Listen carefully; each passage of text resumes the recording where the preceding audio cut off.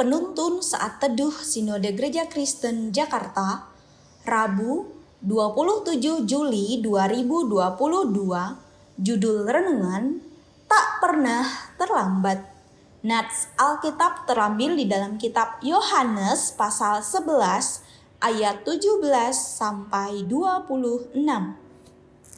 Maka ketika Yesus tiba, didapatinya Lazarus telah 4 hari berbaring di dalam kubur. Betania terletak dekat Yerusalem, kira-kira 2 mil jauhnya. Di situ banyak orang Yahudi telah datang kepada Marta dan Maria untuk menghibur mereka berhubung dengan kematian saudaranya. Ketika Marta mendengar bahwa Yesus datang, ia pergi mendapatkannya, tetapi Maria tinggal di rumah. Maka kata Marta kepada Yesus, "Tuhan, sekiranya Engkau ada di sini, saudaraku pasti tidak mati. Tetapi sekarang pun aku tahu bahwa Allah akan memberikan kepadamu segala sesuatu yang engkau minta kepadanya." Kata Yesus kepada Marta, "Saudaramu akan bangkit." Kata Marta kepadanya, "Aku tahu bahwa ia akan bangkit pada waktu orang-orang bangkit pada akhir zaman." Jawab Yesus, "Akulah kebangkitan dan hidup. Barang siapa percaya kepadaku, ia akan hidup walaupun ia sudah mati. Dan setiap orang yang hidup dan yang percaya kepadaku tidak akan mati selama-lamanya. Percayakah engkau akan hal ini?" Sebulan yang lalu saya berlibur ke Pulau Tidung. Sewaktu bersantai di pantai, sekelompok orang berteriak meminta pertolongan. Ternyata salah satu teman mereka tenggelam di laut dan tidak sadarkan diri. Syukurlah orang itu segera ditolong. Terlambat sedikit saja, mungkin ia bisa mati. Peristiwa yang kita baca hari ini seakan-akan menunjukkan bahwa Yesus datang terlambat. Ia mendapat kabar bahwa Lazarus sedang sakit keras.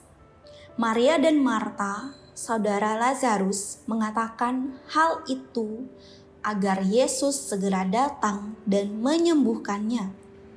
Namun Yesus malah sengaja tinggal selama 2 hari lagi di tempat di mana ia tinggal. Ayat 6. Ketika Yesus tiba di Betania, Lazarus sudah mati. Sudah 4 hari Lazarus terbaring di dalam kubur. Ayat 17. Maria dan Marta menyangka bahwa Yesus sudah terlambat menolong mereka. Mereka berkata, "Tuhan, sekiranya Engkau ada di sini, saudaraku pasti tidak mati." Namun, bukan kesembuhan yang Yesus inginkan terjadi dalam diri Lazarus, melainkan kebangkitan. Yesus kemudian menolong mereka. Yesus berseru dengan suara keras, "Lazarus, marilah keluar." Lazarus bangkit dari kematian, lalu keluar dari kuburnya. Ayat 43-44. Apa yang luar biasa dari mukjizat kali ini?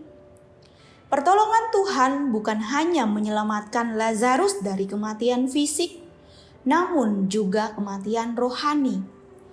Ia jadi punya kesempatan untuk semakin dalam mengenal Yesus, pribadi yang membangkitkannya dari kematian. Bukan hanya Lazarus, namun juga Marta saat ia berkata, "Ya Tuhan, aku percaya bahwa Engkaulah Mesias, Anak Allah, Dia yang akan datang ke dalam dunia." Ayat 27. Ditambah lagi banyak di antara orang-orang Yahudi yang datang melawat Maria dan yang menyaksikan sendiri apa yang telah dibuat Yesus, menjadi percaya kepadanya. Ayat 45. Pertolongan dari Yesus tepat pada waktunya. Saya berandai-andai kalau Yesus terburu-buru datang, bisa saja Lazarus disembuhkan. Mungkin peristiwa itu tidak banyak didengar oleh orang lain. Mereka tidak punya kesempatan untuk mendengarkan Injil, padahal mereka membutuhkan Injil itu. Injil Yesus yang berkata, "Akulah kebangkitan dan hidup. Barang siapa yang percaya kepadaku, ia akan hidup walaupun ia sudah mati. Dan setiap orang yang hidup dan yang percaya kepadaku tidak akan mati selama-lamanya." Puji Tuhan. Di saat yang tepat, Yesus membangkitkan Lazarus dari kematian sekaligus menyelamatkan jiwa banyak orang. Mungkin saat ini kita sedang merasa pertolongan Tuhan tidak kunjung datang. Tapi percayalah bahwa Tuhan akan mengerjakan kebaikan yang jauh lebih besar daripada yang kita bayangkan. Sabarlah menanti pertolongan Tuhan. Pertolongan Tuhan tidak pernah terlambat. Pertolongan Tuhan juga tidak pernah terburu-buru. Pertolongannya selalu tepat pada waktunya. Pertolongan Tuhan tidak pernah terlambat, selalu tepat pada waktunya. Amin. Terima kasih, Tuhan Yesus memberkati.